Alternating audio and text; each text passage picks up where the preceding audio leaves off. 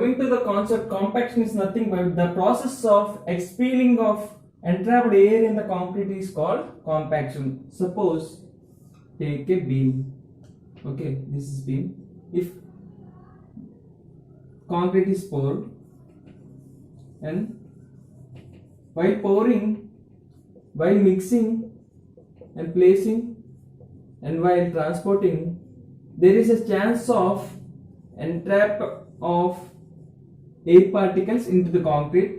So we have to maintain the good degree of compaction for a concrete. And the workable concrete has more air voids and it exhibits low strength. Okay, and it shows that the 5% of air voids in a concrete may tends to cause 25% of loss of strength of the concrete. Okay, some of the voids are very important while compaction of the concrete. We have to achieve 100% compaction and remove of 100% voids.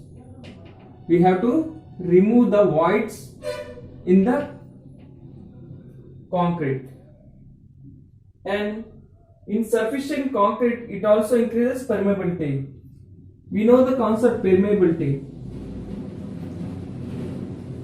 Here permeability plays a crucial role. If the concrete is not compacted well after getting hard, okay, after getting its plastic nature, it may tends to have cracks, and the water may pass into the cracks and it decreases its durability of the concrete. Okay, and sometimes over compaction also may decreases the strength.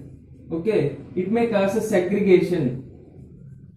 Segregation is nothing but the separation of the coarse aggregate and the cement paste material. Okay, it may causes the shrinkage cracks. So compaction of concrete is very important in the process of manufacturing of the concrete. And here we can see some of the types of compactions.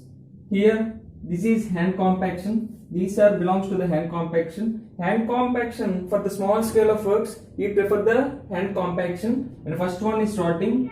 Here you can see the picture. And coming to the ramming, you can see the picture how ramming is done, and the tamping.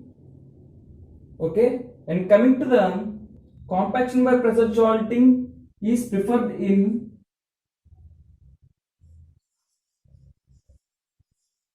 compaction at hollow blocks industry, and compaction by spinning is practiced in the manufacturing of the spun pipes, concrete pipes industry.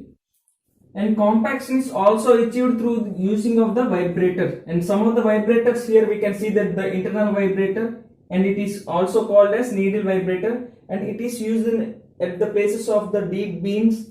Okay, and formwork vibrator, and it is also known as external vibrator. It is used for the compaction of the slabs. You can see in the picture, and the table vibrator, and also platform vibrators. You can see the function of the platform vibrators, and surface vibrators, and vibratory rollers. And these kind of vibratory rollers are maximum used in the construction of massive works. Massive works mean like dams, canals, and many more irrigation structures.